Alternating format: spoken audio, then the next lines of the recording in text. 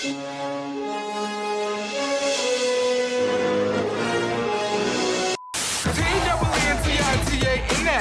real heroes taking down the big menace. Teen Titans flow. Teen Titans know. What is real trouble, baby? Teen Titans go. Welcome everyone.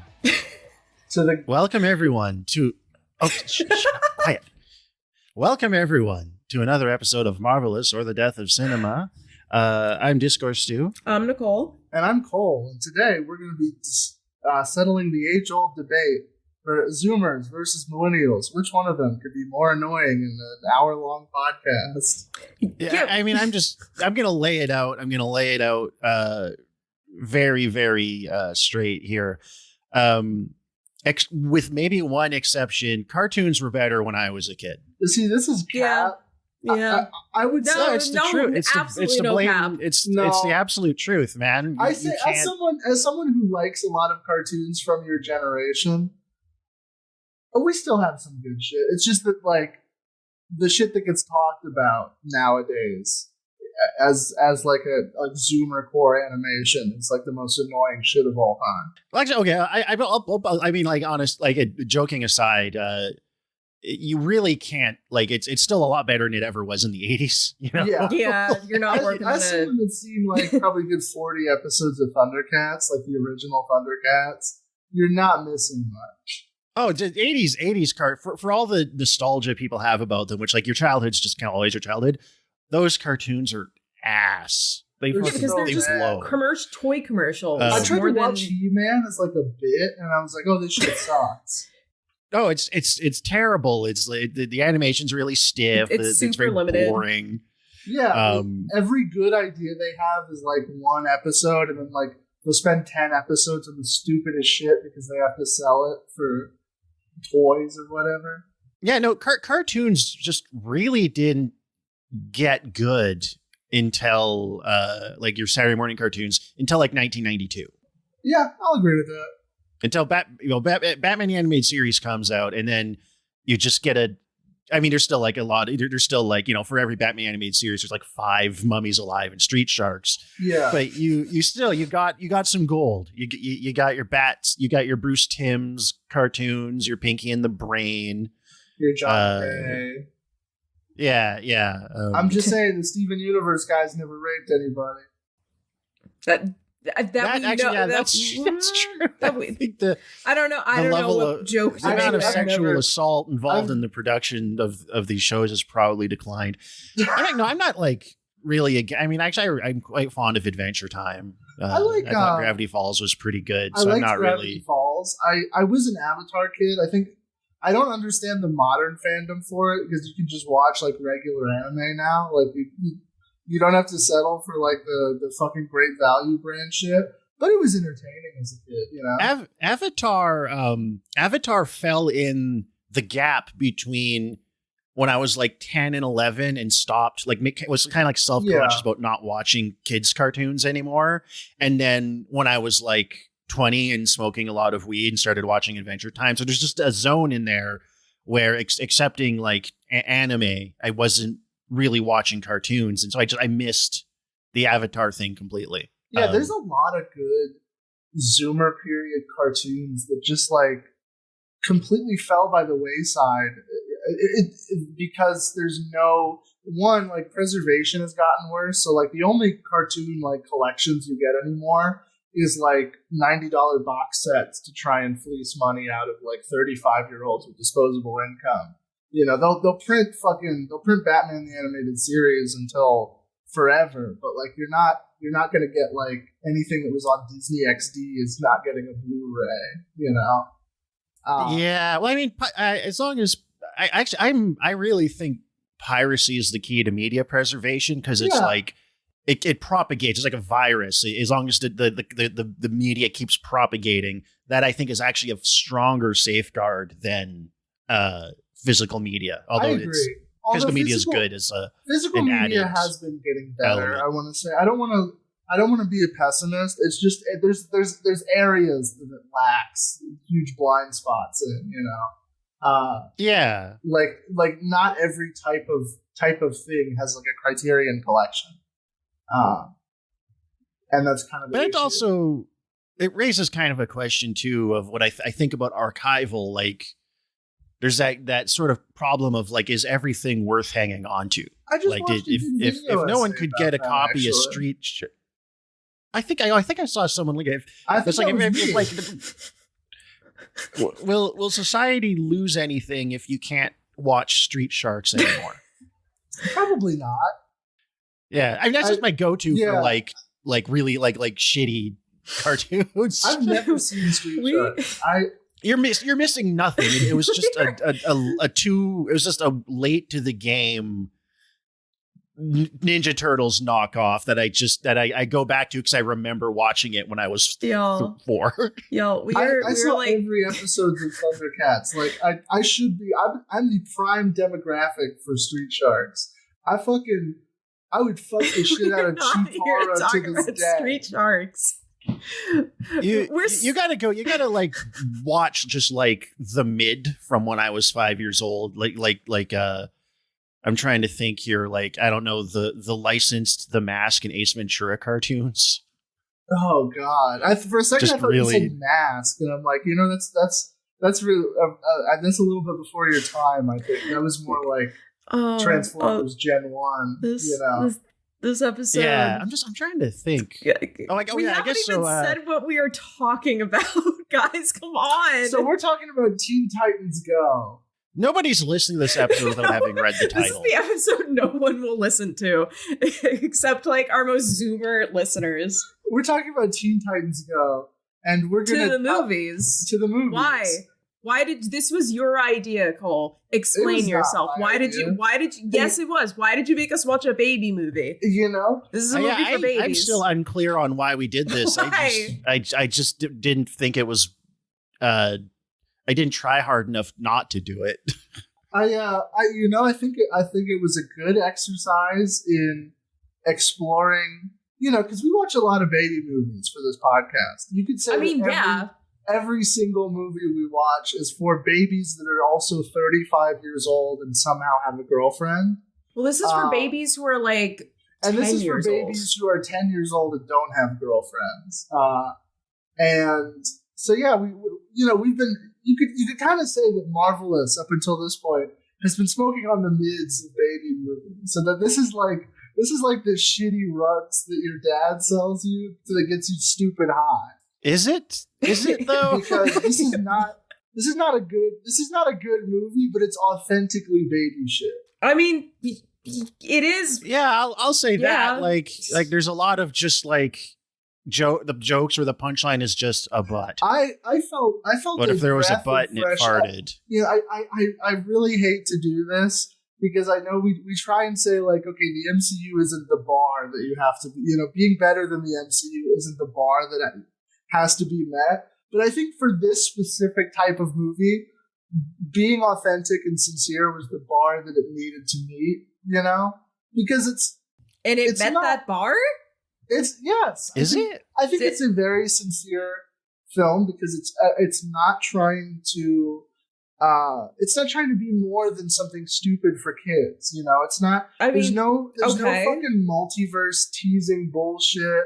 They're not. Yeah, you're right. It's a side. Well, it kind of can't not be though because it's still part of the WBDC industrial complex.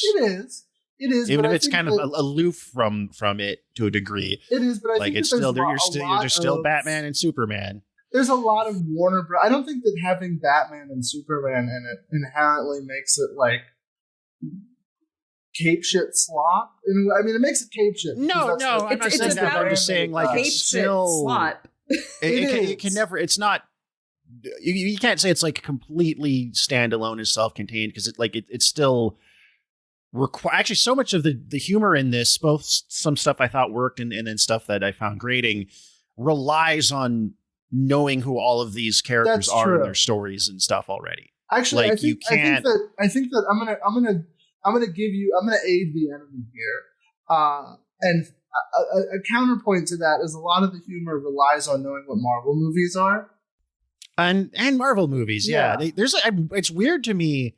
WB let them make so many references to their competitor. I was like, even down to having a Stan Lee cameo. I think this was because it came out before, right during the buyout. This was like no one was paying attention to this, which kind of owns, because that's when you cook, is when no one's actually looking. And I won't say you only cook when your audience is 8 years old. I wouldn't say that they made a 5-course meal here, but I think this is. I would say they cooked for about 10 of the 90-minute, cumulatively about 10 of the 90 minutes of the run. I would say more than that, but you know what? I'll hear you. I don't want to nitpick. Yeah, Stu, do you want to even try to give us some? I mean, you can easily just summarize this. Yeah, you know what? This is I'll do it. All right. You're the star here, since you had like 4 words to say for the Cemetery Man episode. This is going to be a reverse where we're just kind of reacting to what you say. The Teen Titans live in I believe it's called Jump City. No, I don't know what that is. Yeah, what the fuck is Jump City? That was one of my notes. I think it's something that they made up for. No, it's not. I think it's something that they either made up for the original show or made up for this show. It's just like a fake. It's just their Metropolis. They needed a Metropolis, and they I don't know. It's a stupid name. Someone's gonna be like, actually, it was in a comic book from 1947, and you're gay and wrong, and you should kill yourself. And fair, but. The Teen Titans live in Jump City. They are Jump City's number 0, I guess, crime-fighting team. And they want a superhero movie. Everyone else has a superhero movie. The Justice League just got their movie. Aquaman's getting a movie. Fuck it. Even a bunch of characters that no one gives a shit about, like the Challengers of the Unknown and the Atom. Got movies. Wait, were those unknown guys? Were those actually like real comic book guys? Those guys were created by Jack Kirby in the first work that he ever did after making Captain America. He pitched Challengers of the Unknown too, and it's actually considered a predecessor, a sort of spiritual prequel to a concept that he would later refine into creating the Fantastic Four. Okay, all right. Yeah. I just thought they were kind of a dumb gag, like most. I figured that they were they had to, like, the whole joke of them is that they're just an extremely deep cut. Yeah, that was one of the things that kind of worked for me. I actually liked all of the. I don't want to call them cameos, but all of the characters that the roster of this film it was very fun, because there's like Swamp Thing shows up for a gag, and like the Atom gets a couple gags, which was pretty fun. But anyways. They want a movie really bad, and they'll do anything to get it. And this is a movie about them doing anything to get a movie. So it's specifically, it's Robin who wants the movie, despite Robin being in at least 4 movies at this point. If you count Joseph Gordon-Levitt in Dark Knight Rises. Yeah, that does not count. That's just like, that was a very dumb. In Robin's defense, the only time that he's been shown in live action on the screen was his corpse in Batman vs Superman. So I get where he's in the DCU. No, he's in Batman Forever and Batman. And then the Adam West movie. Those came out of I said in this century. Still counts. Oh, I didn't hear you say in this century. In this century, the only time we've seen him is his corpse in Batman vs Superman. I don't even remember. He has the Robin his suit, corpse? and it's all Jokerized, and then they but that's not his corpse. That's just the suit. I was making it. It was wordplay. I was the figure of speech. All right, sorry. I think before we proceed, in this dense matrix of comic book universe references, we need to really clear up like a really core concept here. What is a movie? Well, I mean, explain. If you're an annoying letterboxed Hy-Vee, it's the alchemical process of 24 frames per second creating the illusion of video for a feature-length amount of time, and then that's magical, and the magic has a K in it for some reason, and the occult experience in which signifiers and signs play across the inward projection of the inner unconscious, and I was waiting for you to but in reality, a movie is a place where you can go take a woman and they'll have sex with you after.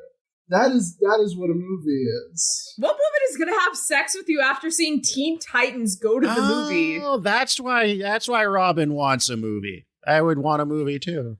Well, I mean, that is the last line of the movie is him being like, kids, ask your parents how babies are made. And I was like, all right, goodbye, movie, bye. That got a chuckle out of me. I was like, whatever. If you did that, like any year after that, like Libs of TikTok would be trying to get Tara Strong like killed by the state, which would be fine. You know what? At this point, he calls that an own goal in the world of things. But yeah, no. So was that a joke, or did you actually want me to explain what a movie is, or did you want me to explain what the Teen Titans were? No. I'm.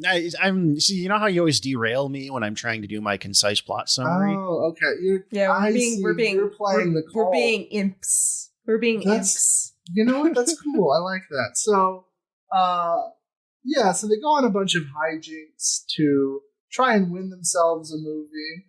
And what's a hijink? They go to I do get that I'm annoying. I get it. It's something. The irony is we're all some degree of annoying here. The first big gag that they try is they go back in time to try and undo everyone's origin, which is a plot from Super Friends, actually, now that I think about it. They do that same gag in an episode of Super Friends, but I liked this montage. There was one scene in particular that I think Nicole and Stu got really mad at, where I didn't Superman, get mad. I was like, this is what's the animation cinema crowd saying about this? Yeah. This sequence for me is like kind of concisely contains the whole spectrum of my experience of this movie, where there's like they go back. They undo the origin stories for Superman, Batman, Aquaman, and Wonder Woman, and then they come back. It's a horrible dystopia. They immediately go back and redo all of them, and so you get stuff like they drown baby Aquaman with one of those six-pack plastic rings, which is funny. And when they're undoing them, they redoom Krypton and shove Batman's parents into Crime Alley to get murdered. That's funny. Yeah. That's a when joke. They just do skip rope with Wonder Woman's lasso and kind of bully her. That's like whatever. That's a joke and for then children. When they're doing the EDM dance party that stops Krypton from exploding, and baby Superman is twerking his little ass, and it's just his like bare baby ass like I wonder if that was the Boss a joke Baby. For, that's that a was joke just for like babies. I wonder grating. if they conceptualized that joke when they like rewatched Man of Steel and realizes that baby Superman hangs dong in that movie. Well, I don't know if we were on mic yet, but yeah, there's like this was kind of for me like the whole time I was just thinking mostly like, geez, I'd rather be watching the Powerpuff Girls instead. But no, so much of the like this, because this is literally more than anything we have watched, definitely more than, the Spider-Verse movies, even though that's like a family general audience kind of film. But this is a movie for children. Like, we are not the audience for this. Like, 20-somethings and 30-somethings are not the intended audience for this. I don't know if that's entirely true, because there's so many fucking jokes in this movie that are for like comic book guys. But they're not the primary. They're not I think that those jokes are more in there for potential parents. You put those jokes. That's my point. You put those jokes in so that mommy and daddy don't start playing hide the sausage in the station wagon during the movie and then get kidnapped. Like, who the fuck's still driving a station wagon? I don't know. Who the fuck is going to a drive-in? Yeah, we'll get some malted frosty milkshakes and roll into the drive-through to see this. In the notes I want to point out I put this is like some Cocoa Melon shit.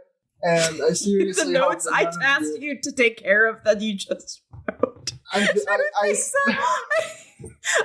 This is why I can't. This is why I've become the self-appointed note person, because I was like, "Can you take care of the notes for this?" I'm literally neurodivergent. Do not make me take notes. Can I read, listeners? Let me just read all of Cole's notes for this episode. Because this is baby movie.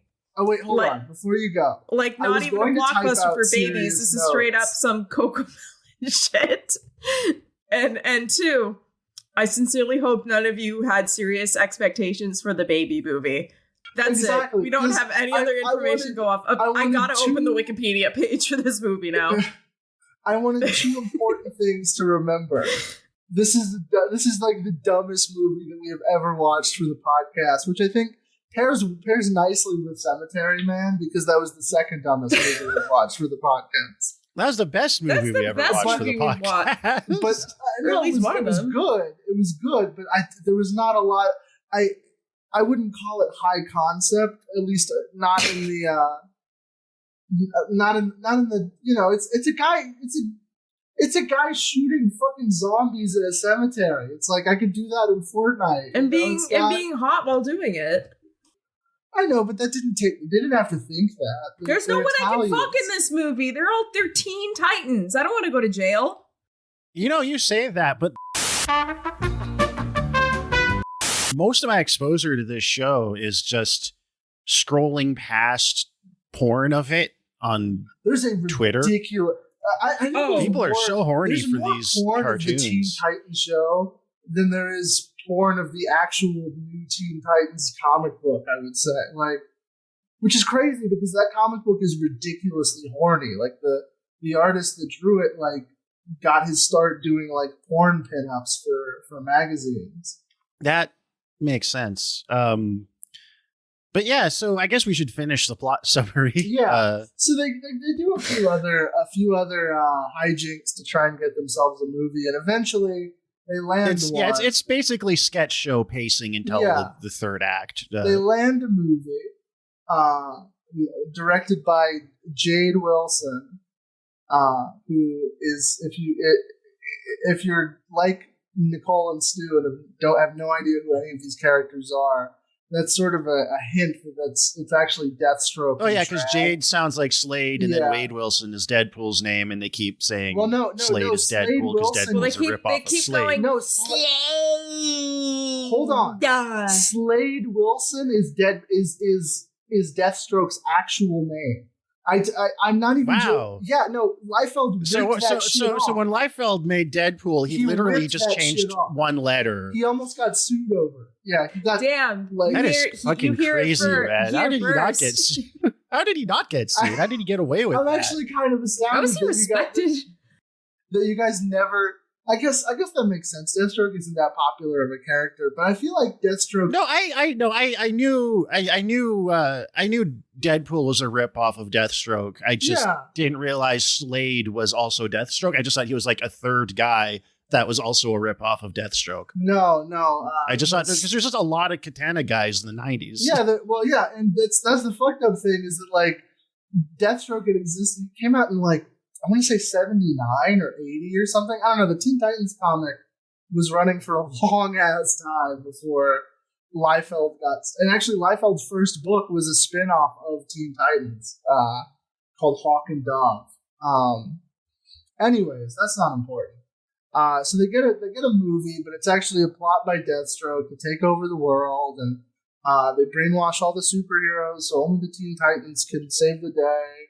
And they have a musical number, and they save the day, and then there's like some gags afterwards, and then they end the movie on ask your parents how babies are made, which was pretty funny. That kind of made me laugh. There's like I said, there's a handful of jokes in this that worked for me, and then like a bunch of stuff that like didn't really move me one or the other, and then a few things I just found really grating. Like really, and I'm not like an anti-vulgar humor guy at all, obviously, but just there's a certain kind of like G-rated potty humor that just stops being funny after you hit puberty. That's fair, I think. But yeah, so I guess we should probably, I think, because so much of this is relies on like so the movie itself is this running thing about the Teen Titans, specifically the Go iteration, aren't real superheroes, and they feel insecure about it because they're a gag team that does jokes. Well, I think it's also helpful because unless I'm wrong, neither me or you, Stu, watched Teen Titans, despite us kind of being in the bracket for it when it was. No, I get that's another 2000s show that falls into my dead zone. Yeah, in terms of, I've seen every that kind of stuff. Yeah, okay, so you've seen both the original run, because I know the original run is like beloved by like people. I think millennials especially. I think the only Teen Titans adaptation that I have not watched a single episode of is the live action streaming service version. Ran for I think 4 seasons, but no. Outside there was that too. Outside of I think we should every single Teen Titans adaptation. I've seen all the movies that the show's got. Okay. I've seen Young Justice. Like TV movies or direct-to-video movies? TV movies. Yeah, direct-to-video. Yeah. Yeah, in fact, Teen Titans Go also had a direct-to-DVD, or not a direct-to-DVD, but it was like a TV special that's like since been repackaged and sold as a movie. So this really isn't even their first feature-length outing, because the original show had a TV movie where they go to Japan, and it was an excuse for them to do a bunch of like Akira slide shit. And then I did notice an Akira reference in this. That's the original show. And I think there's a somewhat subdued Gurren Lagann homage there in Slade's big robot design at the end. Both the original creators and the Teen Titans Go guys are massive weebs. Well, everyone in animation now, because I mean, watching this, my sense is basically that coming into the 2010s, all of the Penguin of Doom type kids that holds up a are the ones who make the cartoons now. A little bit. I'd say that there's also like Newgrounds guys that didn't suck. I don't know. Like it is heavily dominated by Newgrounds, but I think that like the Newgrounds style of humor isn't totally dominated. But anyways, Teen Titans Go, or Teen Titans have had a lot of outings. The new show, Newgrounds humor runs everything now. Sometimes that's good and you get something like this, or I think the better version of this is, I'm talking about the show as a whole, by the way, not just the movie. The movie's fine. And I think this is fine as well. But, I mean, like setting aside that I had to watch it, and I believe like things for kids don't have to be, like they don't have to be grating to adults. Like they can be consistently funny, you're compelling all the way through for an adult audience. But like, it's like as far as things a 12-year-old or a 10-year-old or whatever could watch, like you could do so much worse. Exactly. Yeah. Definitely not arguing. It feels like it's made by people who care and are trying to make something worthwhile. I think that so much of why I feel like this stuff is never really talked about is because of the absolutely insane like Last Jedi level controversy that Teen Titans Go has. Like you wouldn't expect it from watching this movie. I was going to bring that up. That this movie, that this franchise is like the Last Jedi for people that don't read comics. It's crazy. Yeah, because I was under the impression not having I did watch an episode of the original Teen Titans run, and I vastly preferred it to the Go iteration. Yeah, I would say it's a better show. I wouldn't. But to my understanding, because that first show was so beloved and people are so nostalgic for it, that when they revived it with Go, which is just like a chibi sort of version of like the original show with like a just in your face CalArts-esque art style to it, that people hated it.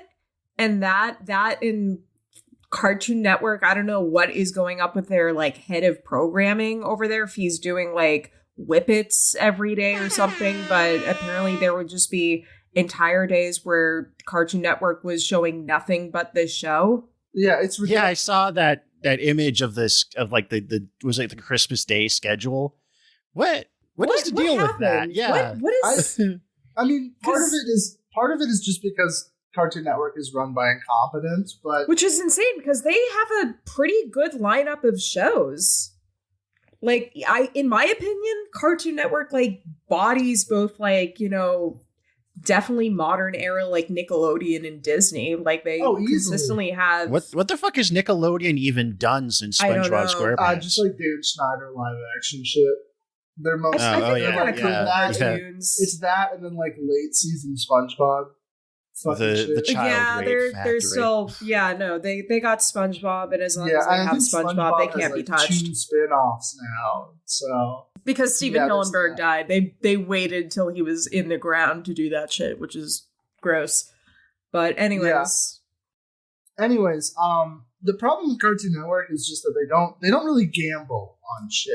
They don't like they'll have a bunch of like, you know, your Steven Universe core shows that come out to like wild acclaim or whatever, but maybe don't do as good on ratings or don't have as much of a marketability or don't have an IP behind it, so they'll get canceled. Like there was that like Craig in the Treehouse or whatever, and like Infinity Train, that all like were well received from what I understand, but like never got past like a first or second season because Cartoon Network is just ruthless with how like your show either succeeds from the jump or it's done.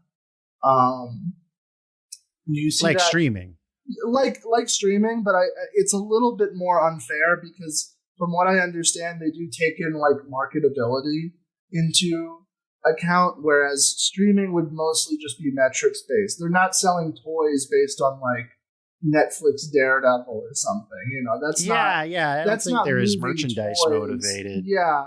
Except Disney, I assume. Yeah, I'm sure there's stuff with Disney, but like, yeah, like Stranger Things isn't moving direct merchandise. I'm sure there's Stranger Things branded stuff that sells well, but the direct purpose of the show is to be a product unto itself, not move a supporting product.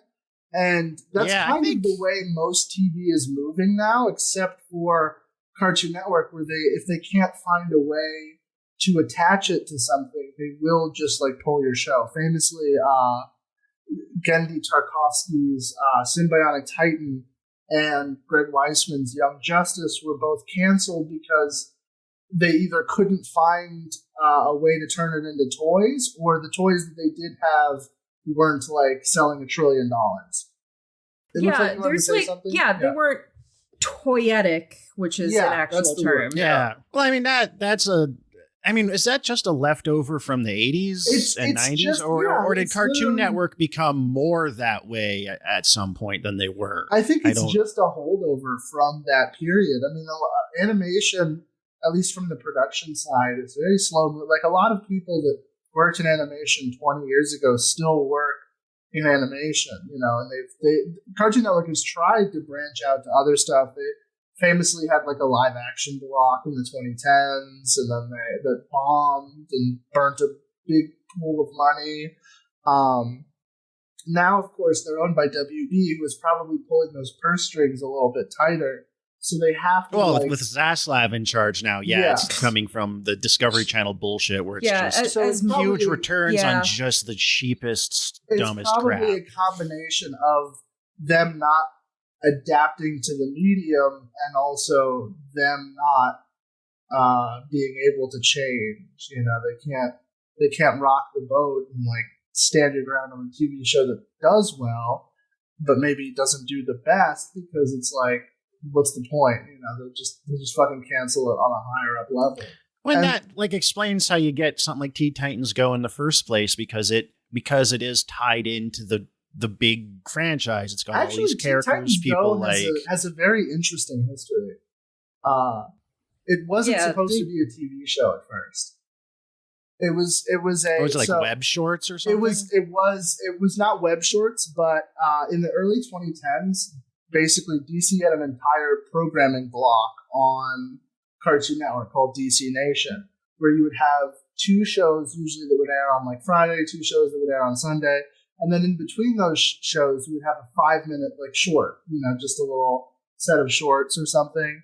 And Teen Titans Go was, I think, part of the second wave of that programming, where they're like, okay, we'll do some shorts, little shorts exploring the further adventures of the Teen Titans, and it did so well that they turned it into a show. And then from there, it actually outlasted the DC Nation programming block, which was canceled, I think, after Young Justice Season 2 or whatever like that. There's a really interesting history with the DC programming block where, like, all the TV shows are super well liked, but none of them moved any toys, so they were all immediately canceled, except for Young Justice, which until it got Zaslav would just not die. There were so many. That show has. I get it. I also got Zaslaved. Yeah, it had a ridiculous amount of shooters to the point where, like, it not only survived Cartoon Network's DC streaming block going over, but then they put it on the DC streaming service, which was like a complete and utter death knell for any show that got put there, because it was like, who the fuck is going to buy a streaming service just for one brand? Yeah, I didn't even know they had a DC exclusive streaming service for like 3 years, and it was shit canned and fucked with from the beginning. It was where most of the DC shows that no one ever hears about got their start. The Harley Quinn show the first season was on that. Young Justice's first revival season was on that. The Swamp Thing show, which I kind of went to an episode on, was on that. The Teen Titan, the Titans adult live action show was on that. Doom Patrol was on that, and then they moved most of them over, and about half of them got continuations over at HBO, which was just where it should have been from the beginning. Because again, who the fuck? I'm the world's biggest DC fan, and I never purchased a single goddamn day of that shit. Like, they couldn't get me to buy it, so it's like, who is this for? Yeah, it's like sub Paramount Plus. Yeah, I mean, fuck. At least Paramount Plus has Boomer TV. Yeah. So I'm just trying to think of how animation is developed, because it feels like it's in this really uncertain state now, where it is. Because animation is just relatively effort intensive even now, even if you're doing these, like the really boring looking puppeted paper doll flash looking shows. It still costs a bit of money to do, and it, I don't know, I see this like, it almost felt like we were like gonna get like an animation renaissance and move away from just either kids stuff or Rick and Morty and Family Guy clones. But then all these big mergers and acquisitions and all these cuts, it feels like it might kind of kill that before it can really get off the ground. You're right, especially like if you look at like Adult Swim's lineup, where it's like, I mean, even the good shows that are still around and doing well have like insane turnaround, because most of the people, like the Smiling Friends guys, are working on like 6 other projects, because that probably the returns on that aren't great. You have to fucking deal with Zaslav bullshit, and on top of that, you want to deliver like a quality product. So that's why it took what? I think Smiling Friends is dropping like the beginning of next year, which is like 3 years something between like that. seasons or some shit like that. Yeah. And I'm sure it'll be amazing. I love that show. It's awesome. But it sucks. Loved a Smiling Friends. It sucks that it takes such a long turnaround, primarily because the medium is just so dead. I do think there will be the only hope it kind of has is in staying on actual cable television, because it seems like the ad-supported like network television animated shows do a lot better in terms of like their length than like a fucking something that's on HBO that's for gay 17-year-olds that is gonna get like fucking shit canned the minute. It seems like with the problem with streaming is discoverability. Is that nothing? Yeah. Stuff just flies completely under the radar because it's just buried under this avalanche of content Yeah, exactly. Just everything's competing for your attention, and there's not a lot of effort to curate or prioritize because the streaming services just want to keep shoveling stuff in that might keep bringing subscribers in. Yeah. There's no quantity over quality approach. Or it is a quantity over quality approach. There's none of the opposite. I think the future for quality television is stuff that's going to be on cable. It's stuff that can afford to have, because like networks have money, you know, like fuck the ads, commercials suck. I get it, but like if that's the price we have to pay for theoretically quality television, like, how much longer can that last? Because nobody under like 45 is getting cable. Like who watches? I haven't, like, aside from when I'm sitting in a room with an old person, I don't watch fucking TV on TV. I never would. True, I would. Yeah. I mean, I would watch, like, if there was a stream, like a live stream, but it was like it was like a curated, scheduled, like at this time this comes on, I would watch that. I mean, I don't want to see fucking ads, but like I also like I don't think the ad economy can last that much longer because there's not just a clear. That's also I mean, true. people on cable boxes record and fast forward through the ads. Yeah, or mute and also them. there's just not a lot of strong correlation that suggests that all of the money spent on advertising consistently translates into money that comes back in terms of selling your product.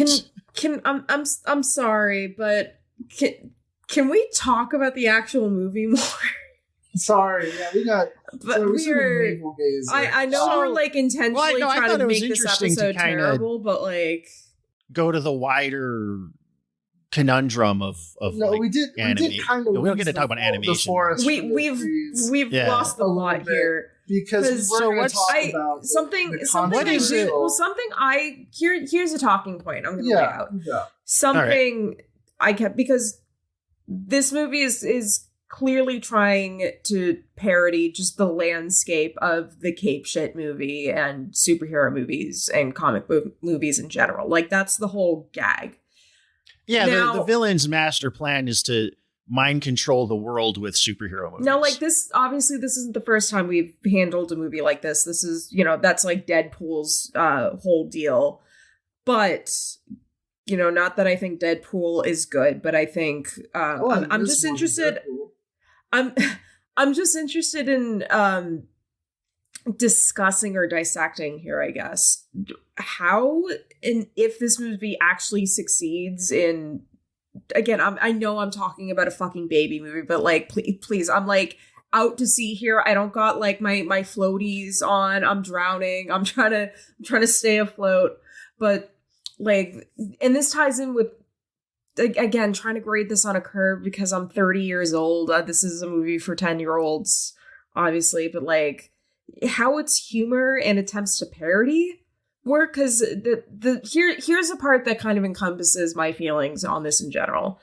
There's a part where Stan Lee shows up.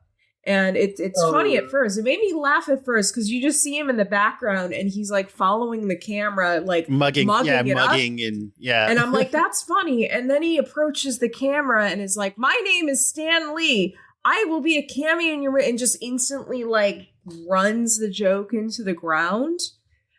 Yeah, this movie does a lot of hammering it too much too hard, but I guess that might also be a part of how you write comedy for children. And of course I'm not expecting a trenchant superhero genre critique from a movie literally made for 10-year-olds, but I just, because I couldn't help the CinemaSins aspect of my brain when I'm trying to engage with the movie. It's just not clicking there. Like the first thing, because the whole like joke of this movie is in Robin wants to be in a movie.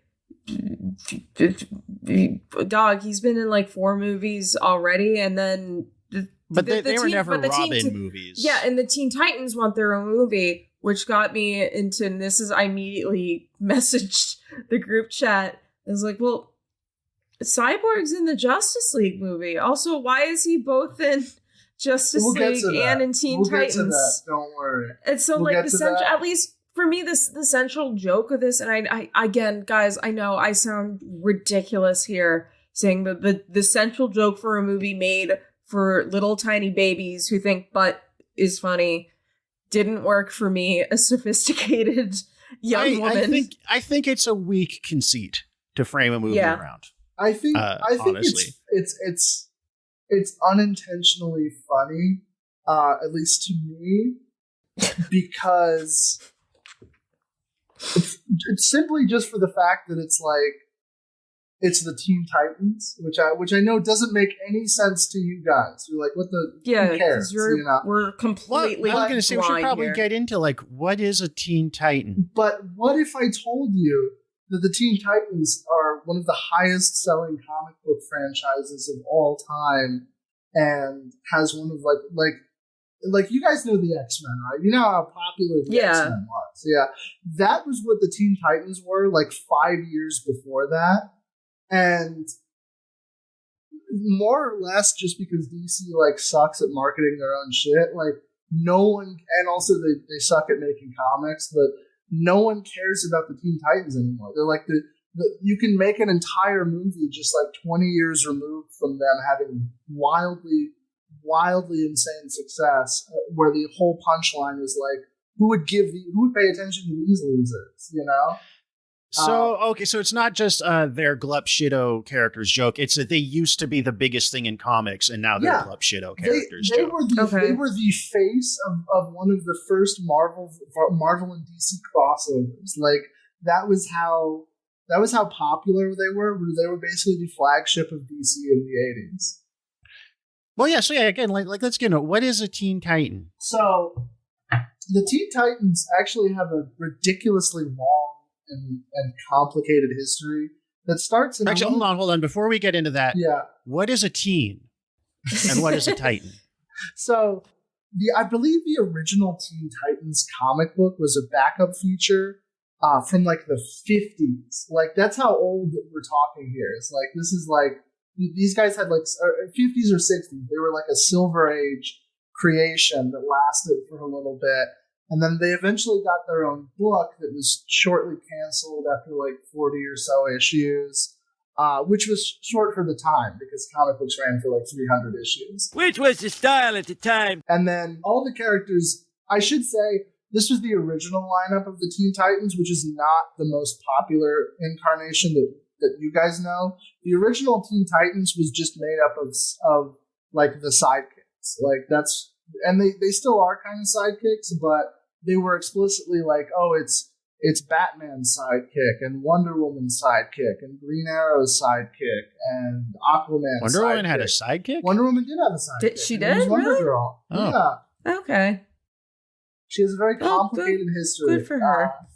That involves like time travel and also she fucked the self-insert of the creator of the Teen Titans. It's crazy. All right. Her name is Donna. That Troy. does happen a lot. It does. It does happen a lot. And so then in I want to say the late 70s or early 80s, Marv Wolfman, who had worked on a few issues of the original Teen Titans run, decided to reboot the team, albeit with a new lineup. And so he created the characters of Cyborg, Raven, and Starfire to go along with two characters that were kind of like book homeless at the time because there was a new Robin. So the original Robin, Dick Grayson, was kind of just like off doing his own thing. He was like off in college or some shit. Was he Nightwing at that point, or does that come later? Become Nightwing. In fact, Nightwing debuts in an issue of Teen Titans. Okay, that makes sense. No, he was. So Dick Grayson was just kind of in a null zone. Exactly. Narrative. Yeah, he was still kind of Robin, but not really because he was just kind of like a solo Robin, and then that really didn't take off, and so they just kind of stuck him on the Teen Titans for a while, and then eventually he retires the Robin mantle after like 30 or so issues of the Teen Titans and just becomes regular Dick Grayson. And then so I figure that's got to be confusing when you've just got two guys named Robin. Yeah, and they look the same at the same they time. look like the exact same. And so then the other lineup was, so Starfire, Raven, and Cyborg were all created for the book, for the new lineup. They were given like short backstories in the first issue that were later expanded upon. And then the other two members were Beast Boy, who was a member of the Doom Patrol, which was another book that had just recently been canceled. And so, is Beast Boy also Latinx? No, actually, he's white. In fact, he's from Australia. Okay, so that was a choice. Also, the voice actor is a white dude. That's a white guy. What? Yeah. In the Go movie? It's a white guy with dreads. Oh no! Yeah. It's a white guy doing a Mexican accent. He looks like Kid Fist. I think he's just supposed to sound like a Cali teen that smokes weed, but he's trying too hard. He sounded like a chubby Latinx kid. He did sound like a FIFA kid, but so Beast Boy exists, and that was the original Teen Titans lineup, and that ran for like an ungodly amount of issues. Like they just finished collecting the run in softcover, and it took 14 volumes. That's how long that shit. So did that keep going through the 90s uninterrupted? It kept going up until the 90s uninterrupted. Then they became the Titans. They dropped the team because they were all in their like mid-20s at this point. And the Teen Titans, the new lineup was spun off into the group Young Justice by Peter David.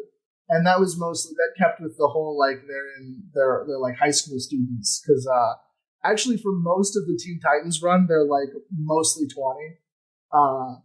They're all I think with the exception of Beast Boy, I think they're all in college at the start of the book, and they get fucking married and like have kids and shit, and then they're like, maybe we should drop the teen part of this line. Yeah. Once they're, Dick Grayson's like looking at in RRSPs and paying off his mortgage. Yeah, exactly. It's like, and to be fair, they did introduce like some younger supporting cast characters.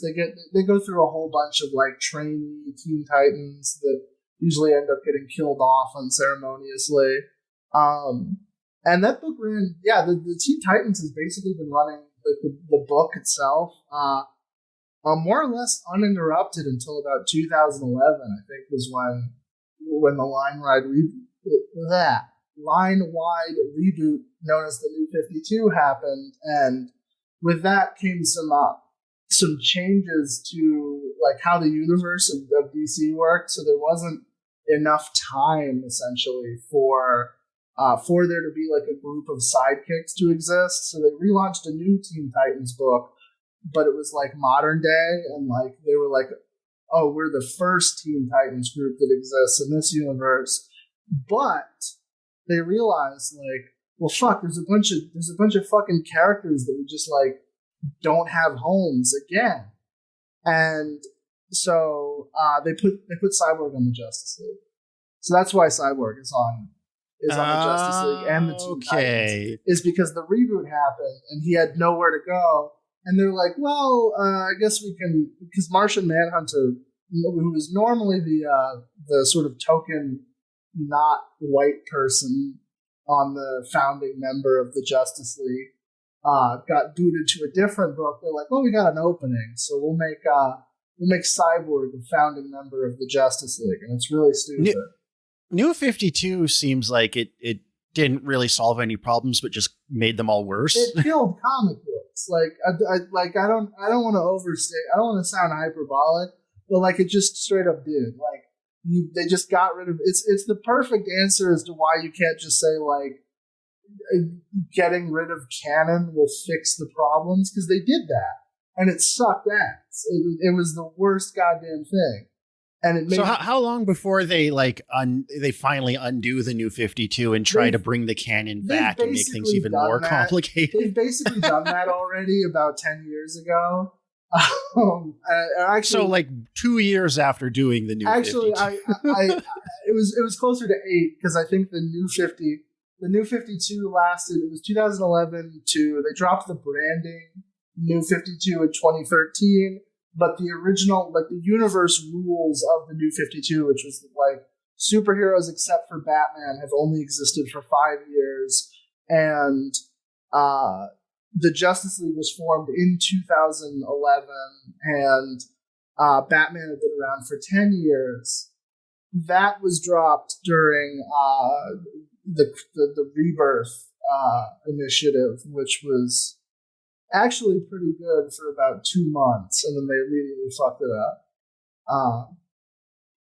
And that actually, I've heard that the Teen Titans book that came out of that was actually really good, but I haven't had the chance to read it yet. Mostly being a comics fan in the 21st century really feels like those people that are like their favorite sports team just has like never had a winning season. I feel like I have dementia. I feel like I have dementia specifically because it's like they keep doing things in the movies that didn't happen in the comics or happened a different way in the comics or was like a recent creation of the comics. And then that becomes the thing that everyone knows. And I feel like I'm going fucking insane. Like, fucking. Yeah, there's this confusing mix and match of like all these different elements from different canons and times and eras. The new Spider-Verse movie introduced Spider-Punk, who was like now like a Tumblr sexy man. But yeah, but he was the Prowler, right? He was the I Prowler know because before that. you've been posting about it. But Prowler now is like Miles' uncle or whatever. I don't give a shit. So there's just like not like I see Hobie Brown trending, and I'm like, wow, kids must be really getting into my favorite singular issue of Spider-Man, where Peter has the flu and asks the Prowler to impersonate him and commit a felony because he hates black people. And what? He doesn't, for some reason, he doesn't. This is like really early. It's Amazing Spider-Man, I want to say issue 81 or 87, where he gets the flu, but he's never gotten the flu since he's been Spider-Man, so he doesn't know what's happening to him. And he thinks he's dying of cancer from the radiation. So he goes insane and beats people up, and then there's this like nationwide manhunt for Spider-Man. He's just like, oh, I'll frame a black guy for it. So he goes to like the Prowler, and he's like, hey, can you put the Spider-Man costume on for me? I need you to go be Spider-Man here. And then he needs Spider-Man to impersonate him at Gwen's birthday party so that she won't think that he's Spider-Man. And so he shows up, but then Peter like collapses because he's got the fucking flu. And then he's like, oh dude, it's fucking over. And he reveals his identity as Spider-Man to everyone at the party. And then like Dr. Connors shows up and he's like, dude, you have the flu. Like, you're just regular sick. Drink some chicken soup, you'll be fine. And he's like, oh, I was cracked out. He's basically like, I was losing my mind. I thought I was Spider-Man because Spider-Man was at my party, and actually I don't know who Spider-Man is. And then 2 issues later, Dr. Octopus fucking kills his girlfriend's husband as cosmic recompense for his trifling acts. Wait, kills his girlfriend's husband? Or her girlfriend's He's doing dad. polygamy? Fuck. Okay. No. Oh. Girlfriend's dad. Yeah. Oh. He throws a chimney at Captain Stacy, and it just like instantly disintegrates all his bones in his body because A Captain chimney? Stacy. Yeah, no, a chimney at Captain Stacy, and for some reason Captain Stacy is like 95 years old and still a captain on the police force. Like he walks with a cane. He should not be a cop anymore. It is so funny how like you could have like a 20-something-year-old daughter and be that old. Like, it feels like people just got old earlier. Yeah, no, it's in crazy. media back then. Like just as soon as you hit 50, you just became geriatric. like fucking Commissioner Gordon. Like, why is Batman friends with an old man, and why is this old man? Everyone's entitled to one old head friend. You have an old head friend. We have an old head friend. Look, Shout out to Jim. Hi, Jim. Shout out to Jim. Hi, Jim. That's true. That's true. But that's a normal relation. I'm not like, all right, Jim, what time are we like robbing the bank tomorrow? You know, like I'm not. what the fuck is this old man doing being a cop? You know? Okay, let me steer it back to the central topic at hand. Okay. Another thing I want to bring up is Lil Yachty is in this movie. Yes. So is Kal-El Cage. Oh yeah, that's so funny. The Luke Cage, the Nick Cage is like a nerd. Also, what were him you? and Robin Williams and Kevin Smith all have something in common. Yeah. Apparently, Jimmy Kimmel was supposed to voice Batman, and all of his lines got cut in post. That's crazy. That's funny. Yeah, I noticed Batman doesn't talk in this. I thought that was a weird choice. Yeah, so I guess I don't know what happened. Jimmy Kimmel must have pissed someone off. I don't know. That's crazy. But Lil Yachty, he's what is he? Green Lantern? He's Green Lantern. Yeah, I thought. And they make the dig at the Ryan Reynolds movie, and then they do. That was like again, but they're talking about Robin wants a movie, and he has 3 times as many movies as the Green Lantern does, but whatever. But they're all Batman movies. What were you cooking about fucking Brockhampton Summer as it relates to this movie? It doesn't relate to this movie, but around the same time that the movie came out, there was a Latinx artist. I'm sorry, there's a Latin American artist. Or no, wait, no, there was a guy from Brazil. Okay, just say Brazilian. There's a Brazilian artist who was like, I guess he was like he tried to he'd been trying to break into comics for a while now, but he found his niche by like drawing the Teen Titans, specifically like the animated versions of them, in like streetwear fits, doing like fucking like Riverdale shit where they're like throwing house parties and stuff.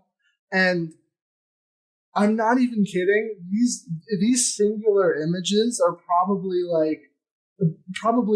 more well received than any comic book that has come out in the last 40 years. They were ridiculously popular. Like this guy, Gabriel Piccolo. Not only is he a New York Times best-selling author because they eventually like released like comic books based on his art, but he's just ridiculous. Like, hold on, let's see how many Instagram followers he has. It's going to be insane. All right, we're at that point. He has 4 million Instagram followers. It's like it's that big. It's like it's ridiculous how popular these fucking like what if Robin wore a Yankees fitted or whatever images are, because like that is kind of the secret to getting Zoomers into comics is you just put rap music in it. You just like that's the reason why Spider-Verse is more popular than any other version of Miles Morales, is because they put shitty rap music in it. That it's so funny that's like the 2020s and that's still the thing. Like that feels like such a like it's 2003 move. And it's like we're gonna appeal to the youth with hip hop. I'm not gonna say that rap music is shit. I love rap music. I love thugging it out gangster style, but the choices are not they're how do you do fellow kids type choices. Yeah, it's like fucking Miles was listening to like what Post Malone in the movie. It's like no, he's listening to like the scariest Kanye West song you've ever heard in your life that is now will now get you censored by APAC if you listen to it out loud. Oh yeah, speaking of which, Tara Strong voices Raven in this, which I dug Raven. I like a goth bitch, so I mean, you can't say she's not a good. She's prolific for a reason, but considering recent world events, she's a weirdo. she wants every Arab person to face the wall. Yeah, no, it's crazy. She's Well, she has a lot of weird things, doesn't she? She seems like it seems like there's a certain type of voice actor that is like way too into their like C level of fame and interacting with their fandom, and they all seem every single one of them that's like that's like developing like a cult of personality around their voice acting. That was they Vic, all seem that was Vic really Vic weird. Mignogna's whole thing. Yeah, except exactly. he did like no, actually, sex past shit. She is just the center left Vic Mignogna. Yeah. That's crazy that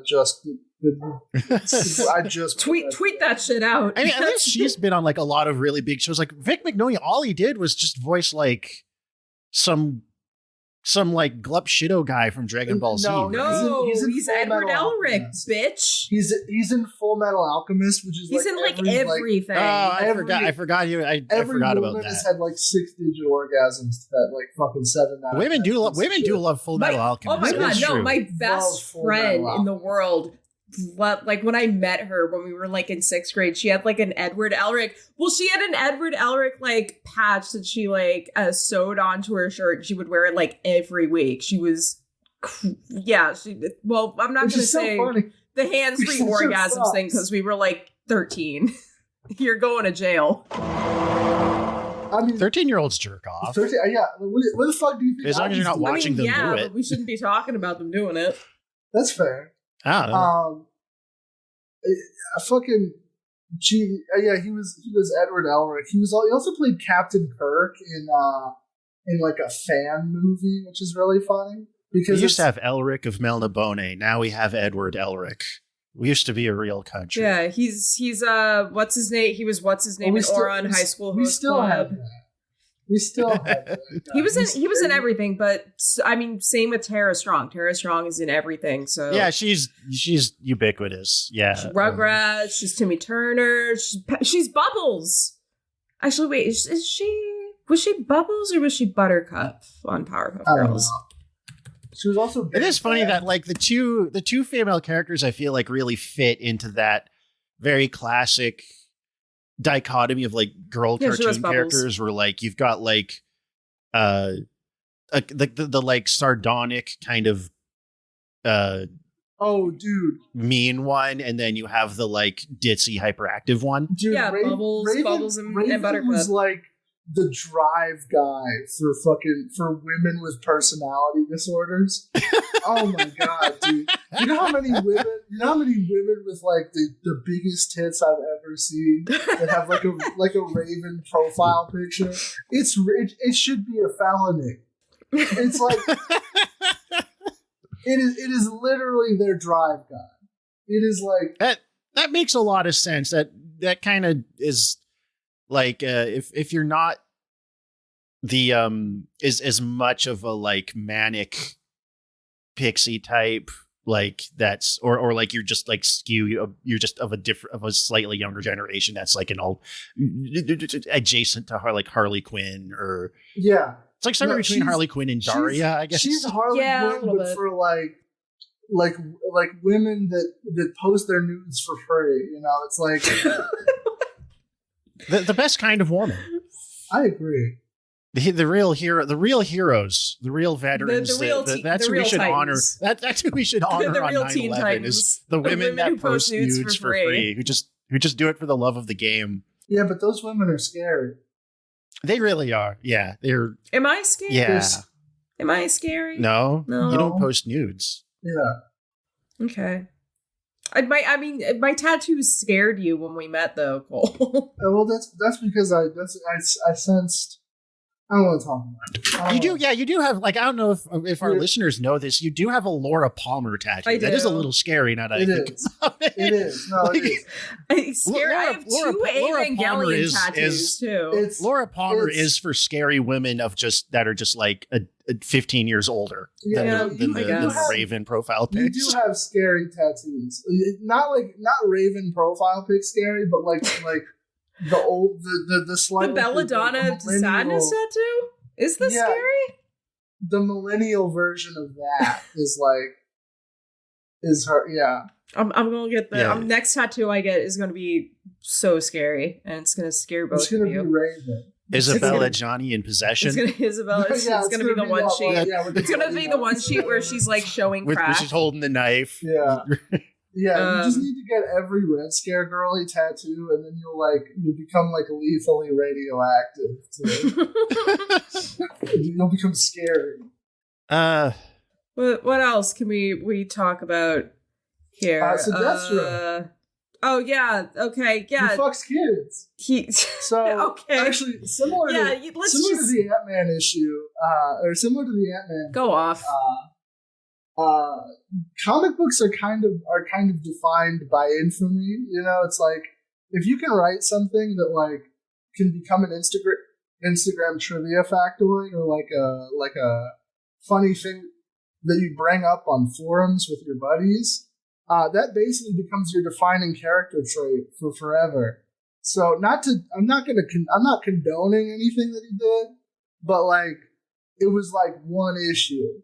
It was like one issue in 100-issue run where where there's this woman Tara who's evil, and she hates everyone or whatever, and she's like a manic girl boss. And Yeah, Tara's strong. yeah, actually, I think she voiced Tara in the Teen Titans cartoon. I don't know if that's for certain, but someone check that out for me. I'll just believe you. I'll just choose to believe that is the truth. She joins the Teen Titans to like infiltrate them for some fucking stupid bullshit. But then like they reveal that she's like a traitor when she like fucks Deathstroke or whatever. And that's not okay. But that now it's like Deathstroke is a pedophile forever. You know? Wait, It's but like how old is she? like 15. Oh, okay. Yeah. Okay. But It's- she's evil? What? She's evil. Have you Yeah, met a she's- 15-year-old? She's Fair, like, yeah. It's implied that she's like done a bunch of mercenary work and like had people killed and shit. She's also like she's like a princess that was like captured by like terrorists, and then like the terrorists let her go when she finally found out that she was like evil, and yeah.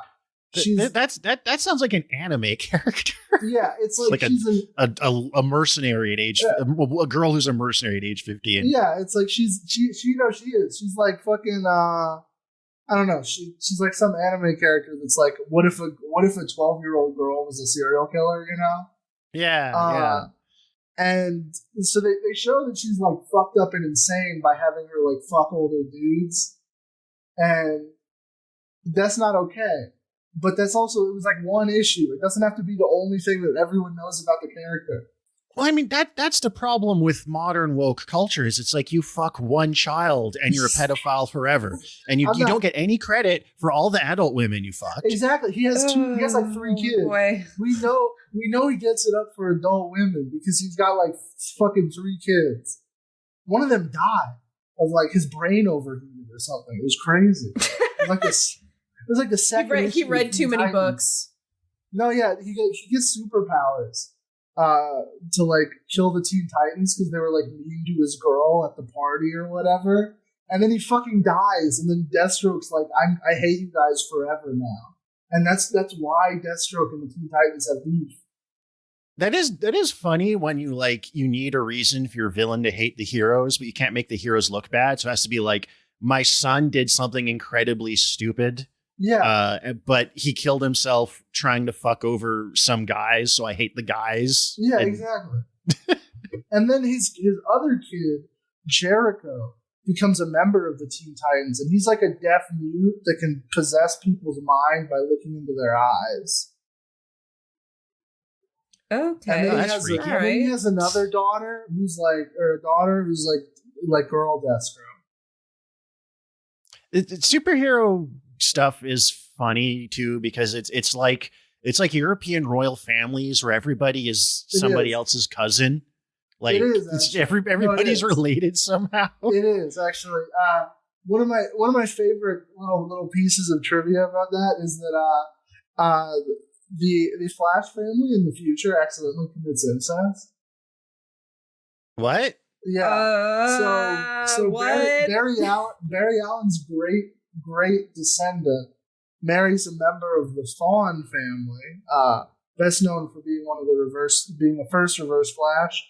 But it's later revealed in another book that the oldest Thawne brother, who we never see, is actually Barry Allen's twin that was separated at birth, and it's his family that starts the part of the family that marries the Allens in the future. So there's actually a square on his family tree. if you look at it. But I like that you say best known for being the Reverse Flash. Like that's the thing anybody's known for. I feel like I'm listening to like a lecture in like quantum physics. There's this one no idea what is being said. That like that I'm not even kidding. Turned the Reverse Flash into like the most popular DC villain. When we get to the Flash, actually, he's not in the Flash. So what does the Reverse Flash do? Does he just like run really slow? No. Does he walk backwards? He's the Flash. He's just in reverse. Actually, there is a Reverse Flash that is unstuck in time, so it looks like for everyone else that he's running fast because he can move faster than everyone else. But to him, he's going slow, and the world is in slow motion around him. Comic books are so goddamn funny. I love this shit, dude. Okay, I'm trying to remember what else happens in this movie that's worth mentioning. Oh, you know what? I will give a compliment to. I thought the little home movie of Robin that they all made for him. That's in a different art style. Yeah, that was cute. That was adorable. Oh, it's like arts and crafts. My favorite gag in that entire bit is when they're plugging the tape in. Pardon me. You can see that you're laughing you can see too that hard, not taking weed. They taped over an episode of Young Justice, which is one of the things that was kind of levied against the show was it took the spot of the serious Teen Titans show, Young Justice, that was canceled after 2 seasons. Oh, there is at the very end credits. There is a brief sequence where they're like, "Oh, well, maybe we'll do the original Teen Titans show." Is like I feel like it's probably just meant to be like, oh no, they did do that. A little. Yeah, they did like a follow-up, like straight to streaming or DVD. It's called Teen Titans Go versus Teen Titans. It's supposed to be pretty fun. That might be where the Zack Snyder bit is from. I don't know. That sounds like a more interesting conceit than this one was, because then it's like the serious version of a character meeting the spoof version. I can see that because it's the same cast too. It's possibly the same people involved. I'm not sure. I know that it's at least some of the same writers because it's like fucking they like part of the conceit. I guess we should talk about the controversy. So people hate Teen Titans Go. Teach the controversy. Yeah, the thing I brought up 40 minutes ago, and then we went on a stupid tangents. Because you're in control of this episode. The structure of this episode is a meta commentary on the ADHD-addled hyperkinetic pacing of this show and the way that modern entertainment has melted the brains of the nation's youth. I did actually take my ADHD medication this morning, and it wore off about right when we started recording, so I am like going to be worse. Sorry about that, guys. Brain on low power. What I was going to say, though, is, people fucking despised this show when it came out. This is probably the most hated thing that we've reviewed on this show since The Last Jedi. Maybe the theatrical... Did we do the theatrical cut of Justice League before or after that? We did... I don't remember. We did it. It's like, I think they were kind of close together. It's like it's in the same neighborhood of hated. And most of that was due to the fact that it was like the jokey show. And those people are stupid, frankly, because the original Teen Titans show went off the air in like 2004 or some shit. It's like, who cares? They did like 4 seasons. It was great. Oh, so it wasn't like... It wasn't right after one. I didn't realize it was such a... I didn't realize there was like a better part of a decade between them. It was like a 10-year gap, at least, because fucking...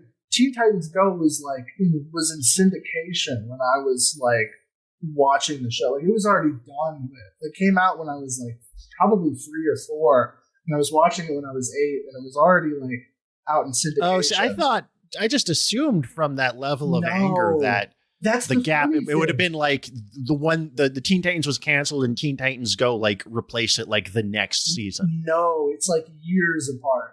And that's really stupid. That's what I'm saying. It's insane. It's insane how mad people got about this show. Were angry. I remember seeing lots of people on Tumblr being like, "What the fuck?" People get mad about cartoons. Yes, nothing makes them mad over fucking cartoons for children. Because we live in a baby world. We live in a world where things are just for babies and people who are adults just consume it. I once saw a drawing of the fat gem from Steven Universe drawn skinny, and that was literal violence against me. I would fuck a gem. But what I was gonna say is, damn, that's a nice picture of Zatanna that someone just posted in Comic Zone. Holy shit. reading the Discord while we're recording. Sorry. I got tagged in something. And I tabbed over and I saw just like this hot ass drawing of Zatanna that someone posted in the Discord server. I guess you're gonna have to join the Discord server to find out the top secret drawing of Zatanna. Anyways, part of that anger was due to the fact that the DC Nation like block kind of started off as like serious. Like there weren't that many jokey shows in it. You know, you had I think Batman the Brave and the Bold, which was grandfathered into it.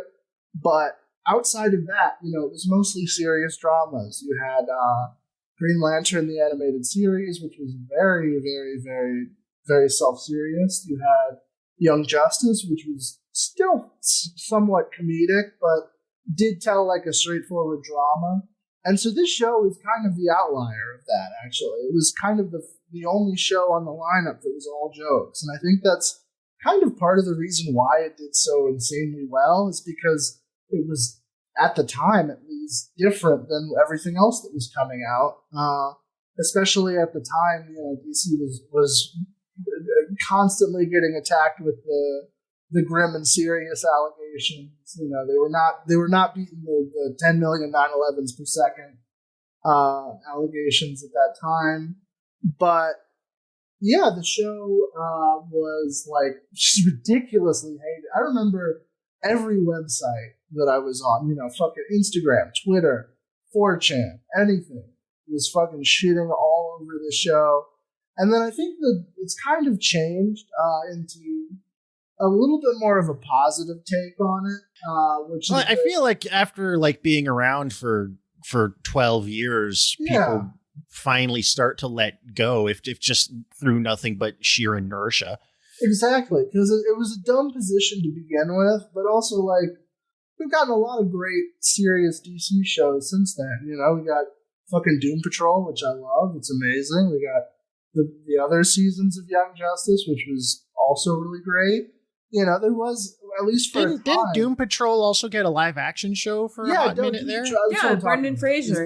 Is the live action show. Okay, I thought there was like Doom Patrol cartoon also. There was a series of Doom Patrol shorts on the DC Nation. That was the weird thing, is that they were legitimately passionate about this universe when they were making this show. Like fucking Animal Man had like a running series of like bumper skits, which is crazy because it's like, you guys don't know who that is.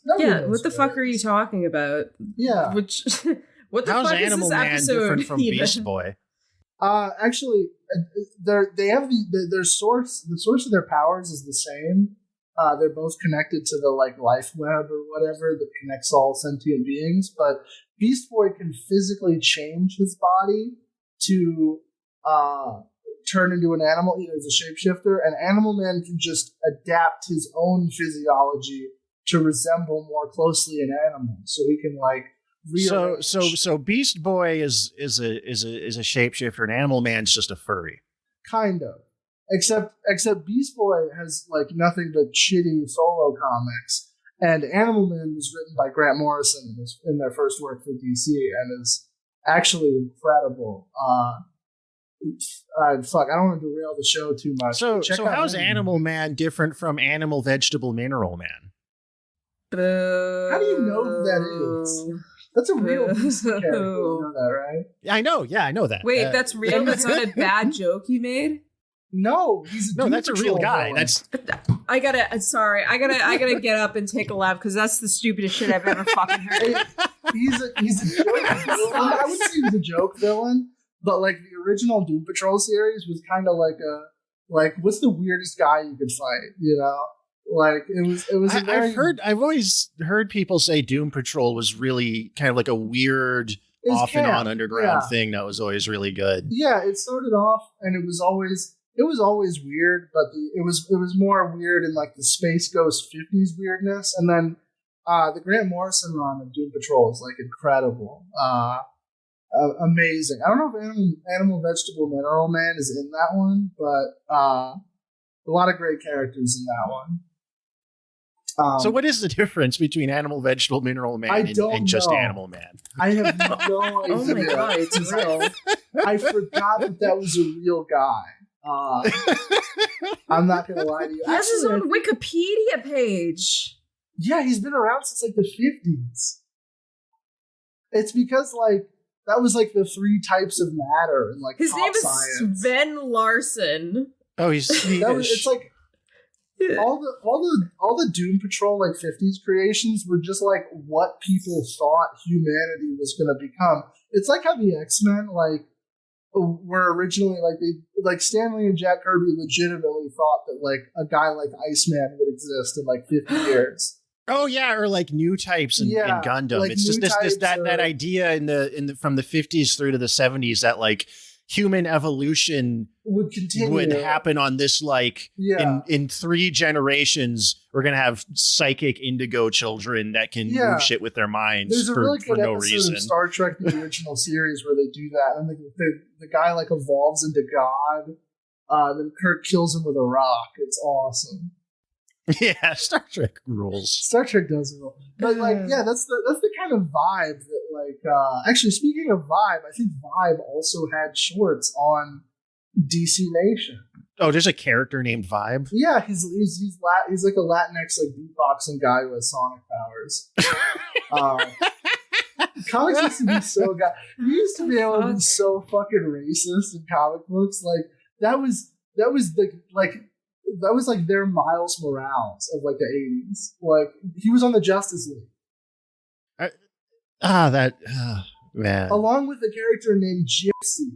Well, that was really normal until like for some reason like Tumblr type people started caring about saying it in like 2014. I get that it is literally it's also it especially becomes a slur, I think, when you like read any European person's tweets. And then it's like, oh no, they legitimately hate these people. I guess I can't. Yeah, I guess it's sort of like if like Japanese people were just saying the N-word all the time. Yeah, I think in America it's like one thing because it's like we don't have like Romani people. They don't immigrate. Not really. I mean, I know technically they're around, but they're just like the in like American stuff. The quote unquote gypsy was just like a fantasy character. Exactly. Like not like Oriental. It was like it might as well be an elf. Exactly. And then you read any European person's tweets or acclaimed comic book writer Peter David's blog posts, and you're like, oh, you legitimately want to see all Romani people like fucking shoved in they're just grades. Like, well, yeah, they steal children and curdle the milk. We got to get rid of them. Yeah, no, it's crazy. They're like, oh yeah, no, all they know how to do is steal. And it's like, what the fuck? Like, you could just say that over there to other white people that look exactly the same as you? Like, yeah, it is funny. There's like to be, they're just more Europeans. It's like getting into the differences between it's like Bosnians and Slovenians. Yeah, it's like you're just making that shit up. Yeah, that's fake. Fuck the Baltic states. Like everybody west of Istanbul is the same. Yeah. And thinking you're not is stupid. Even really kind of Istanbul. Istanbul is just spicier Europe. It's just like Europe, but they pull the coffee away from you or the ice cream cone or whatever and do viral videos. But it's like that's also what Italy does, and we consider them white, so you know. Italians hate each other more than they hate other races. Like it's just like guys from Naples and guys from Salerno. No, that's real. Yeah. Italy's intentionally regionalistic. It is. Like just everybody hates the guy from like the region next to them more than they hate like Algerians or whatever. It's like the Sopranos. It's like the Sopranos when Furio shows up and they're like, look at this fucking asshole, and then he like steals all their women. Furio's so cool. He was so cool. He was the real. He had so much. He just finally just like Like Tony Soprano is just too much of a sociopath, even for this actual Italian mob guy, and he just fucking goes home. Yeah. After like almost cucking his wife because he like, Rizzing up his wife, yeah. Yeah, because he's like Rizzing from up the only Carmela. part of Italy where they eat pussy, where they're like allowed by the Pope to eat pussy. You gotta feel bad for Carmela because Oh, she just God, so yeah. desperately needs to fuck like anybody else. I feel bad Yeah. for every woman cares in if that it's show, someone who except for cares? Meadow. Because whatever. Why not Meadow? What did Meadow do? Is it because she fucked a black guy? You fucking racist. Meadow it's funny in that I love for how it. much like they set up that like Meadow is like the real heir to Tony. Like she's Yeah. actually the one that's going to be running shit, and AJ's just a fucking Piece of shit, yeah. I love it. He's just No, he's just going I to go love- die in Iraq. I love AJ. I love when he has like a spiritual epiphany while listening to like Bob Dylan B-sides, because it's like that was definitely some shit I did when I was 17. Was like get a titty pic from a girl and then put on some Bob Dylan and be like, yeah, I'm basically him. Okay. I love Do we that they have got so I love that they got the gayest black guy in that show, like to fuck Meadow. Like, they get like the fucking like he's like, isn't he half Jewish? Yeah, I think so. Isn't that the bit? Is that like he's half Jewish and so he's like oh Lenny Kravitz he's it's style? funny he's like he's Yeah, he's mixed. he is a black guy, but he's also like the type of guy that is on Twitter right now talking about how like he saw a Palestinian flag and he felt so unsafe, and how the IDF has gay people in it. To be clear, I sometimes reference the geopolitical complexities of the topic, which is not the same as going to an anti-Semitic place. I have no stake in this. I don't either. I'm just saying, if anything, the drunk version of me is probably so supportive of Israel. He wants what's best for it, and Hey man, I'm not touching this. You do you.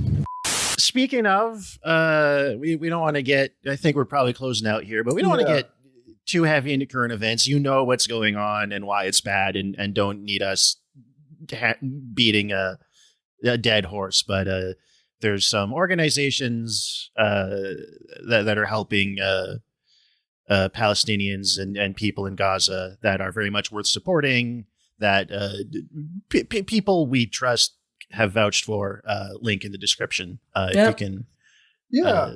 If you have the Help 'em out. means to help out. Yeah, please. The one thing I actually had again, not to dwell too much on this, but I was like literally texting with my sister because she was just, completely like doom pilled over the fact that we're aiding and abetting a genocide right now. And, I reassured her with the fact that, we are, if anything else, we're in a position now where support for the Palestinian cause is, getting a greater groundswell amongst It's probably the most people yeah. in North America have ever given a shit. Yeah, which is I which is knew a it was- good thing. I knew it was. So was hold on to that. genuinely- Yeah, I think that part of it was both being able to see what happens in Gaza and how like even if there is like terrorism or whatever, like they're still taking out an exorbitant amount of innocent people that just simply wanted to go about their day.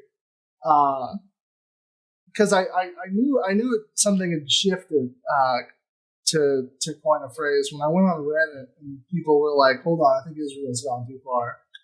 And normally Reddit is like one of the most pro like Western imperialism, like the American empire can do no wrong unless it's Donald Trump, kind of things. And then to see them like being able to criticize what we're doing and supporting with our monies, it was pretty good. I genuinely think the ground's shifting on a lot of important issues. I just think it's happening slower and more haphazardly than people would like. Yeah. And it's going to take, there's a lag time between those shifts and those shifts being reflected in like overt politics. There's a lot of people that will just like accept the Democrats as the lesser evil for a long time before they finally give up or whatever. But it's also hard. Don't get black pilled. It's hard don't give. It's hard to talk about these things because it's not something like Black Lives Matter where it's like you're not going to get fired for saying Black Lives Matter, but like if you do criticize Israel in any way, form, you do run the risk of like legitimately being labeled as an anti-Semite. Yeah, which is I think 75% of the people that do criticize Israel are not anti-Semitic, at least. Oh, anti-Semites love Israel. Exactly. It's like, Yeah, that's what the evangelicals love about it. All you really have to do is look at Elon Musk, and it's like, this is a guy who like is always 5 minutes away from tweeting, "We got to do something about like the Jewish question or whatever." Yeah, he like retweeted Mel Gibson quotes about like media being controlled by pedophiles, and yet he absolutely supports what's going on in Gaza. Oh yeah, I bet Mel Gibson supports Israel. Yeah, it's like they're gonna. Is it black and white? No. Is it like the easiest thing to talk about? No. But like, I don't know. I think it's getting better. I think it's, at least in America, it's getting easier to talk about. They should just objectively make the Canary mission like illegal. Like that's my most like fucking. We need like, I don't know. They need to like fucking like do McCarthyism shit to that. Like it is insane to me that you can like legally be doxxed for attending any kind of Palestinian solidarity protest. For being like, like, you know, doing Escape from New York to people and then and then just bombing them into nothing is bad, and then being treated like you're Hitler. But not to dwell. Anyways, let's go to our let's watch something else. Watch something else. I got one. Well, I got two because one I watched last night, and most people are not gonna see it until December. But I saw the new Miyazaki movie, Boy and the Heron. It was really good. I'm not gonna say anything else about it, but just you know, throwing it out there. Go when it comes out. Go see the new Miyazaki movie. I know he said he's not retiring again, but you know, he's like in his 80s now, and unfortunately, you know, finite number of time left. He's just gonna keel over his fucking drawing desk midway through another movie. Which I'm afraid of. So his last two thoughts are gonna be, "Damn, I gotta finish this project, and I hate my son."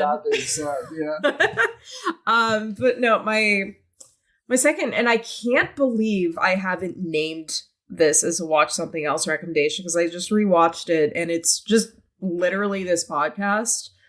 John Waters' Cecil B. Demented. It is pretty good. I haven't seen that in like 10 years. It's literally our podcast. Like you can like any line from that movie could easily be like our tagline.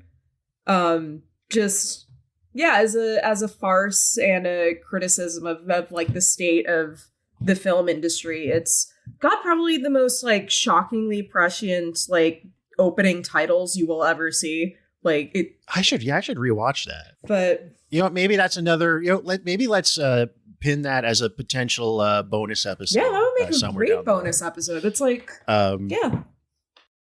But I mean, I feel like in terms of just like what's sort of like this but better. I mean, it's the same thing I say every time. It's the Venture Brothers and I like Wayne's World. But if I'm just going to pick like a movie to go watch, I finally saw The Toxic Avenger, which I'd somehow never seen up to this point. Yeah, you said it was like a Come Town movie. It kind of is, yeah, because it just kind of goes from bit to bit to bit and feels kind of improvised. And it is really just kind of, I don't know, it's a movie that for me is like very lightning in a bottle. Like it's like, I feel like it's half a fluke that it works at all. It's just, they just happen to get like the right weirdos in the cast. and just throw the right shit at the wall. It's like just running kind of on Audacity. Just the fact that they put that in a movie. But you know, very good. Like just get high off your tits and watch it kind of movie. So yeah, Toxic Adventure. Before they do the sanitized, inexplicably high budget Prestige remake. Oh yeah, I actually heard people said it was actually because I think it just premiered at Fantastic Fest something. It premiered at some film festival and people said it was pretty good, but I don't know. I might be wrong. Like I felt like watching the movie. Here. It was again. It felt like such a like fluke confluence of events and decisions. It was hard to imagine remaking it or doing anything else with it and having it work, but I could be wrong. I'm always happy to be wrong. It doesn't that look stuff. it doesn't look scuzzy enough. Shit. Maybe it's just because I associate it with a certain We know. Yeah, but I don't know. Their shit just feels so there's If I'm not mistaken, our producer Miguel has actually worked on some modern trauma shit. Oh shit! Fuck! God. Or like, I don't know, it might have been like a project that didn't come together. I just know he's. Well, I'm sure whatever Miguel did was amazing. I'm just not feeling the aesthetic. I don't know. It's just too gross out for me. I don't like gross out. I've seen Toxic Avenger and Class of Nukem High, and that's it. That's my only actual experience of the trauma stuff. There's one where like called Beware Children at Play that just ends with a bunch of adults slaughtering children. It's the only thing worth seeing from that movie. You know what? I feel like Uwe Boll's Postal is kind of a trauma almost esque movie. Wait, what movie? Postal, Uwe Boll's Postal. Oh, we gotta do which another has the gunfight commentary. where the only people that get hit are children getting caught in the crossfire. Yeah, Cole. Before you joined the pod, me and Stu would do Uwe Boll commentaries. We should pick that up again. We should do like Blood Rain or something. You can have fun with those. I will. You just made us watch a baby movie. House of the Dead, it's all kind of downhill from House of the Dead. Dumbly so I don't know if I want to keep doing those. Uwe Boll is one of those things. It's like I'm just not old enough to get the appeal. I don't know. He's not. Look, just have you just I mean, I haven't even seen most of his stuff, but just watch House of the Dead. It's short. It's very silly. It's kind of like the most. But I could watch funly idiotic one. You can. And you instead you chose to watch Teen Titans Go to the Movies. And then I watched 2 other movies. All right. Well, do you have any? Speaking of, any recommendations? Once you watch something else, and you can't say Spider-Man 2 the game. Got Funny Moments compilation. Spider-Man 2 the game. I said no. Or just any Family Guy Funny Moments compilation will probably be the same as watching this. All right. Your entire generation had their brains destroyed by those. I don't care, dude. I'm just imagining like a baby Cole in a stroller, just like with an iPad, strolling through Family Guy Funny Moments. No, that's like a decade too. That's why it's funny because it's like wrong. Like I know that's not what happened, but I didn't even have like any kind of like any devices until I was like 13. Okay, you were scrolling through it on your like Leapfrog or whatever. When I was 13, actually no iPods existed, but that was it. Yeah, I had an iPod Touch as a kid when I was like in middle school, and then an iPhone in high school. I was not. Before that, I was more or less no device. My parents were very like slow to adopt technology because they were old. So I did not. When I was a kid, I met a kid once that had a Palm Pilot at that age. I thought that was crazy. Yeah, all the girls that had like fucking like cell phones and stuff in elementary school were scary. I didn't talk. They would like want to call me and shit. Cell phone in elementary school is weird to me. No matter what the era. I think now it's a little bit more normal because it's like. I mean, maybe 11, 12 is still kind of elementary school, but I'm thinking like giving them like really little kids is weird. I think now it's a little bit more normal if you're like 10-year-olds a cell phone, just because it's like, fucking shit can go down. You know, I would want to be in contact with my kid. If it's locked, if it's like locked down so that they can just use it to text mom and dad. Exactly. You know, and then it's like, that makes sense to me. Yeah, I would definitely. I wouldn't be an iPad kid. I wouldn't raise an iPad kid though, mostly because it's like fucking. You can get an Android tablet for cheaper, and you can read comic books on it. The fuck. I paid like $800. We should thank our patrons. We've got a number of new subscribers. Our lovely, beautiful, radiant Only Yeah. 6 for October, unfortunately. So Well, Yeah, chat, what the fuck? an Maybe, but increase. unfortunately, that's good. Chat, It's solid growth. I'm just saying, the more you guys subscribe, the closer I can get to the UCS Venator. and the more I- content you will get. And the more content you will get, but also, I want to build that goddamn Lego set, dude. It's like 5,000 pieces. It's like 4 feet long. It's my favorite Star Wars ship. And I want to build it. And you can make that happen. You can make my dreams come true. Yeah, You can help me build a new PC for next year, which will help me produce higher quality content. Definitely need that to produce more audio content. Absolutely. Yeah, that too. Yeah, so thank you. And to I will review the UCS Venator if you let me fucking buy it, chat. It's only All right. it's only an absurd amount of money. Yeah, you heard it here, folks. Your Patreon money is going to Legos. Like, it's like fucking donating to Chris Chan over here.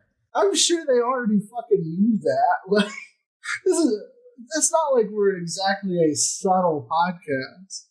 Lego is how one communes with human civilization. Exactly. You get these great autism bits just come out of nowhere. No, I'm not even kidding. Almost every single episode we've recorded, I am fiddling with a Lego man. Stu's got a fly swatter. I'm a fidgeter. Exactly. Yeah, I'm also a fidgeter. This time around, I have a weed pipe that like breaks apart, and so I've been unscrewing and rescrewing together my weed pipe, and then occasionally refilling it and hitting it. Look, give your money to neurodivergent people. Yeah, Yeah. so That's what we're saying. thank you to Aiden Andrew Chow, Broba, It's Broomhilda, Phoebe H, Alexander, and Jay Preston Poole. Those are our new patrons for the month of October. You are all blessed by the deity of your choice. You are the Barstool Smoke Show of the week. And specifically, Jay Preston Poole is a $10 executive producer. Ooh. Yeah, so I can't fucking believe we got nearly 2 hours of content out of this. What the fuck? That was a great. How did this happen? How is this longer than the Cemetery Man episode? We're more powerful than the movies. It doesn't matter that this is the worst episode we've done so far. All right, guys. All right, but Nicole's getting I'm sleepy. getting sleepy. The meds are wearing off. my coffee's worn off. My old woman ass body is revolting against me. It is time to draw this episode to a close. Thank you, No more everybody, for baby listening movies. and supporting the show. Once Are we again, still recording? Yeah. yeah. Oh fuck! I stopped like 5 minutes All right, ago. Miguel, end it right there. Hey man, I'm not touching this. T-double-N-T-I-T-A and ass. They them real heroes taking down the big men ass. Teen Titans flow. Teen Titans know. When it's real trouble, baby, Teen Titans go.